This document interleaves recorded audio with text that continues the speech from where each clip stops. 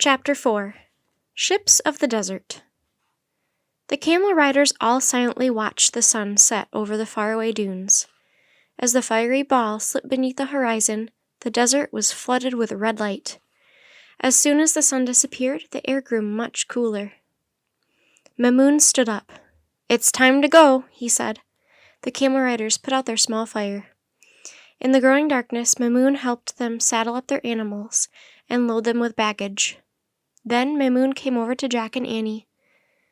"You can ride those two sisters," he said, pointing to two camels kneeling in the sand.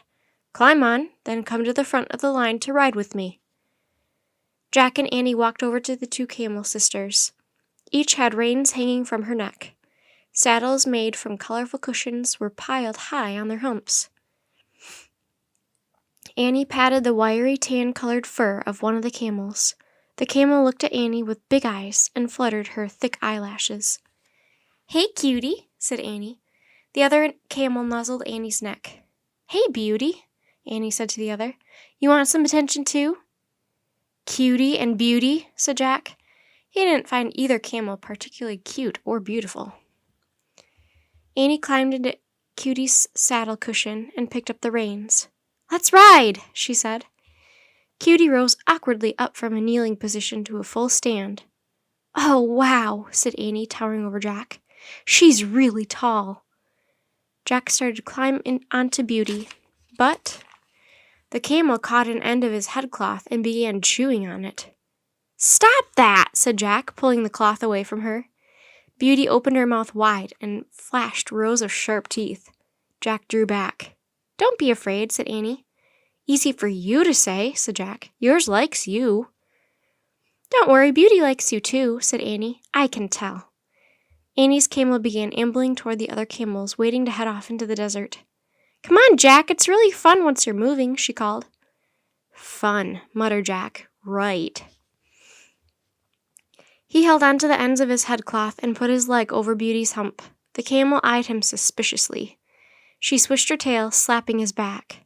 "Hey," said Jack. Jack tried to get comfortable on the saddle cushion, but Beauty spat at him and made a weird screeching sound.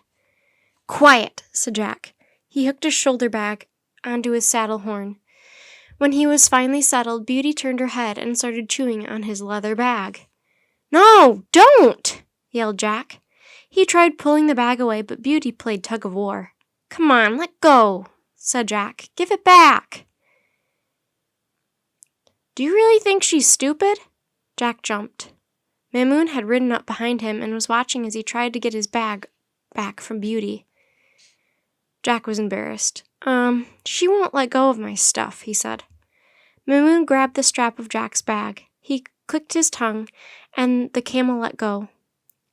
She groaned as Mamoon hooked the leather bag back onto the saddle horn. "For thousands of years, camels like this one have carried people across the desert," said Mamoon. "She is truly a miracle of nature." "Some miracle," thought Jack. "She can drink 2 barrels of water in 10 minutes, said Mamoon, "and then go for a week without drinking again. She can live many days without food, too." "Really?" said Jack.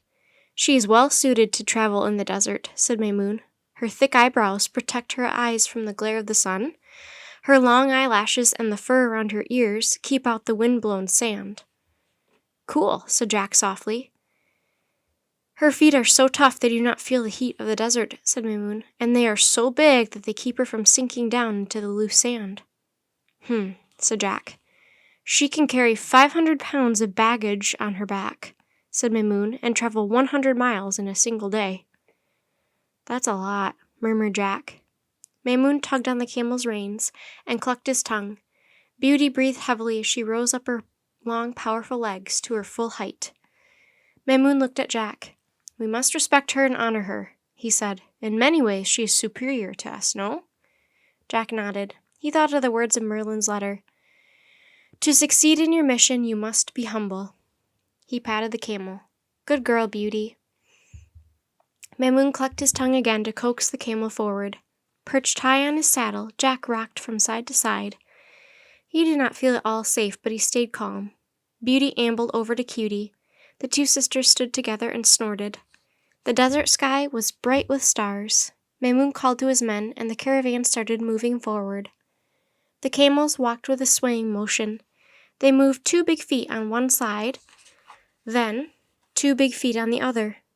Jack gripped the horn of his saddle as his ship of the desert rocked from left to right. "Isn't this fun?" said Annie, rocking alongside him. "Sort of," said Jack, shivering. Actually, he wasn't having any fun at all. He felt seasick and was freezing in the night air. Also, he was worried about their mission. Would the Caliph meet with them? If he did, how could they help him spread wisdom to the world?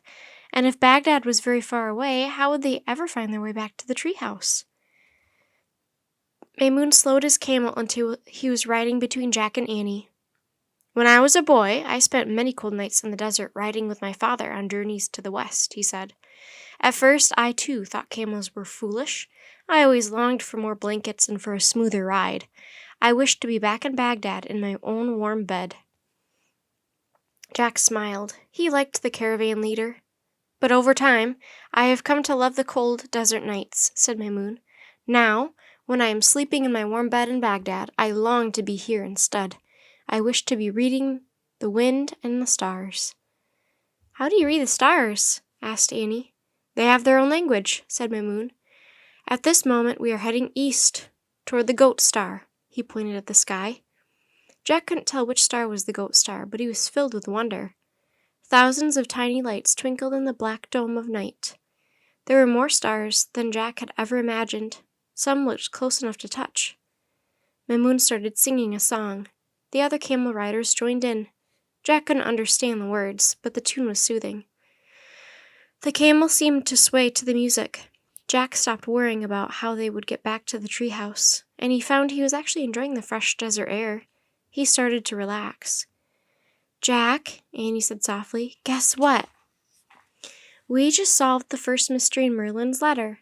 Ride a ship of the desert on a cold, starry night." "Yeah," said Jack happily, "and it's really fun." Suddenly a fierce shout came from the distance. Jack sat up straighter. His heart thumped. "Bandits!" one of the camel drivers shouted.